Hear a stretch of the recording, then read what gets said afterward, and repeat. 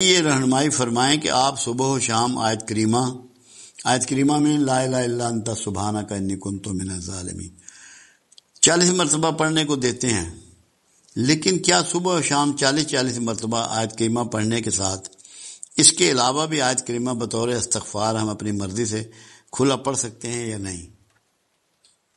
کسی کو کوئی رکاوٹ نہیں ہے، کیونکہ اس کلمے کی اتنی بڑی اہمیت ہے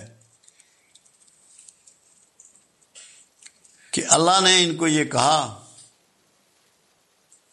کہ یونس علیہ السلام نے جب وہ مچھلی کے پیٹ میں چلے گئے، انہوں نے مائنڈ کیا تھا ایک بات کو، اللہ نے ان کی امت کے لیے سزا تجویز کر دی تھی اور کہا تھا کہ ان کو سنا دو جا کے، ان کو بتا دو جا کے کہ میں ان پہ عذاب نازل کرنے لگا ہوں۔ وہ لوگ بوریاں اوڑھ کے کھلے میدانوں میں چلے گئے، کپڑے اتار دیے، توبہ کی، سر سجدے میں ڈال دیے۔ اللہ نے توبہ قبول کی اور ان کی سزا ٹال دی۔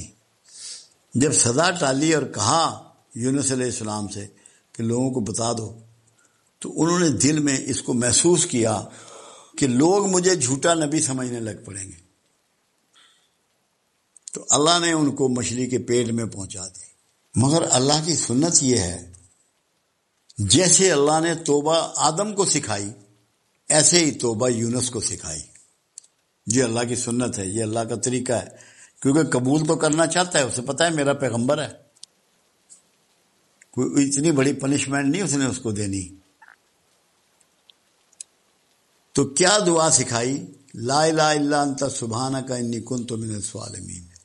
اے اللہ، تو ہی عبادت کے قابل ہے اور تو ہی پاک اور بے عیب ہے، بے شک میں ظالموں میں سے ہوں۔ یہ اقرار ہے جو بندے نے کرنا ہے، یہ اقرار سکھایا۔ اس اقرار کے بدولت قرآن نے کہا یونس تا قیامت مچھلی کے پیٹ میں رہتا اگر ذکر والوں میں نہ ہوتا۔ تو ذکر والے کون ہوئے؟ جو آیت کریمہ پڑھیں گے، جو اپنے گناہوں کا، اپنی خطاؤں کا اقرار کریں گے، اللہ کی پاکی کا، اللہ کے الہ ہونے کا اقرار کریں گے، جس کے صدقے میں اللہ نے مچھلی سے کہا کہ اس کو اگل دے، اور اس نے کنارے پہ ڈال دیا یونس علیہ السلام کو۔ پھر اللہ نے کدو کی بیل اس کے اوپر ڈال دی، بتا دیا کہ اگر کوئی حبس بے جا میں رہے، مچھلی کے پیٹ میں رہے، جہاں آکسیجن کم ہو، کھانے پینے کو نہ ہو، تو اس کے وہ جسم ایسے ہو جاتا ہے جیسے روئی کے گالے۔ اس کی فٹنس کے لیے کدو استعمال کراؤ۔ یہ اللہ نے مہربانی کر دی۔ تو آیت کریمہ وہ ذکر ہے جو بہت بڑی فضیلت کا باعث ہے، اور کوئی مصیبت، کوئی پریشانی رہتی نہیں اگر آپ اس کو اپنی زندگی میں داخل کر لیں، اس کو چھوڑیں نہیں، اس کو پکڑ لیں۔ میں ایک دفعہ لاہور میں تقریر کر رہا تھا اور میں نے کہا کہ آیت کریمہ آپ بے وضو پڑھ سکتے ہیں، یہ میں نے لفظ کہے۔ ایک صاحب تھے، کوئی پتہ نہیں کون سے مکتبہ فکر کے تھے، وہ ظفر صاحب کے پاس گئے، میں تو واپس آ گیا جیلم لیکچر دے کے۔ وہ کہنے لگے تمہارا استاد جو ہے اس نے بڑی بے دینی کی بات کی ہے۔ ہاں جی، کیا کہا انہوں نے کہا کہ آیت کریمہ آپ بے وضو بھی پڑھ سکتے ہیں۔ میں نے کہا ان سے پوچھیں۔ انہوں نے مجھے فون کیا، مولوی صاحب نے جو انہوں نے ٹیلی فون کیا، کہنے جی یہ آپ نے کہا ہے۔ میں نے کہا محترم یہ تو بتاؤ، یونس علیہ السلام مچھلی کے پیٹ میں وضو کرتے رہے تھے؟ یہ تو پڑا ہی بے وضو کیا ہے۔ وہ وضو میں تھوڑی تھے یونس علیہ السلام مچھلی کے پیٹ میں۔ اس لیے یہ اس بیماری میں مبتلا نہیں ہونا کہ بڑا گرم ہے، بڑا جلالی ہے۔ کوئی نہ جلالی ہے نہ گرم ہے، اللہ کا اسم ہے، اللہ سے معافی اور توبہ کا ایک انداز ہے۔ اللہ نے اس کو اتنا قبول کیا کہ یہ کہہ دیا کہ تا قیامت مچھلی کے پیٹ میں رہتا اگر ذکر کرنے والوں میں نہ ہوتا۔ تو خدا کا واسطہ ہے، اس کو گرم اور سرد اور جلالی اور غیر جلالی ان عذابوں سے بچ جاؤ۔ اللہ کو یاد کرو اور دل سے کرو اور معافی مانگو اور توبہ کرو۔ ہر وقت پڑھ سکتے ہو، جتنا چاہے پڑھ سکتے ہو۔ یہ کلمہ نجات دینے والا ہے، مصیبتوں سے بچانے والا ہے۔ رحمت کا سب سے بڑا ثبوت کیا ہے؟ دو باتیں کہی گئیں جو حدیث مبارکہ میں ہیں۔ اللہ جب کسی پر رحمت کا ارادہ کرتا ہے تو اس کی آنکھ اس پر کھول دیتا ہے۔ جب اپنے گناہ، اپنی خرابیاں، اپنی کوتاہیاں، اپنی برائیاں محسوس ہونی شروع ہو جائیں، نظر آنی شروع ہو جائیں، تو سمجھ لو رحمت شروع ہو گئی۔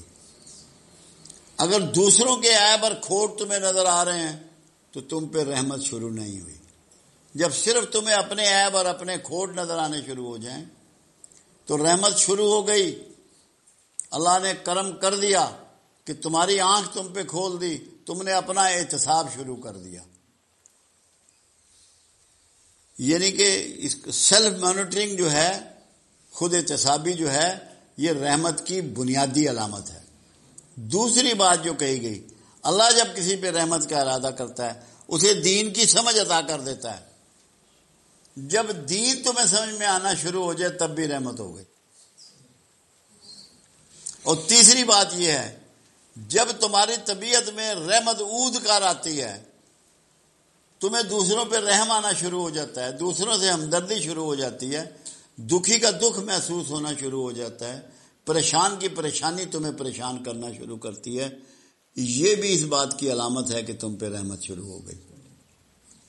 جب تمہارا دل اللہ تللے عیاشی اور فحش میں لگنا بند ہو جائے، تمہارے دھیان میں ادھر نہ جائے، تمہیں ٹی وی اچھا نہ لگے کہ کیا پروگرام دیکھنے، کیا ڈرامہ دیکھنا، چھوڑو پرے، گانے اچھے نہ لگیں، فوش محفلیں اچھی نہ لگیں، لاف زنی اچھی نہ لگے، جوا اچھا نہ لگے، شراب اچھی نہ لگے، بدکاری اچھی نہ لگے، یہ بھی علامت ہوتی ہے کہ تم پہ رحمت شروع ہو گئی۔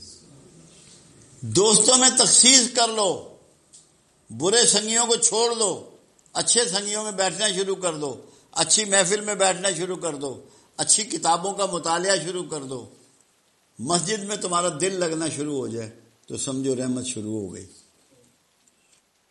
بیوی بچوں کا احساس کرنا شروع کر دو، ان کے حقوق پامال نہ کرو، پڑوسیوں کا دھیان کرنا شروع کر دو، بڑوں کی عزت شروع کر دو، بچوں سے محبت شروع کر دو، تو رحمت شروع ہو گئی۔ یہ ساری علامتیں ہیں رحمت کی، کہ تمہارا رویہ مہربان انسان کا ہو جائے، ہمدرد انسان کا ہو جائے، مخلص انسان کا ہو جائے، تو سمجھو تم پہ رحمت شروع ہو گئی۔ یہ ساری باتیں رحمت کی نشاندہی کر رہی ہیں۔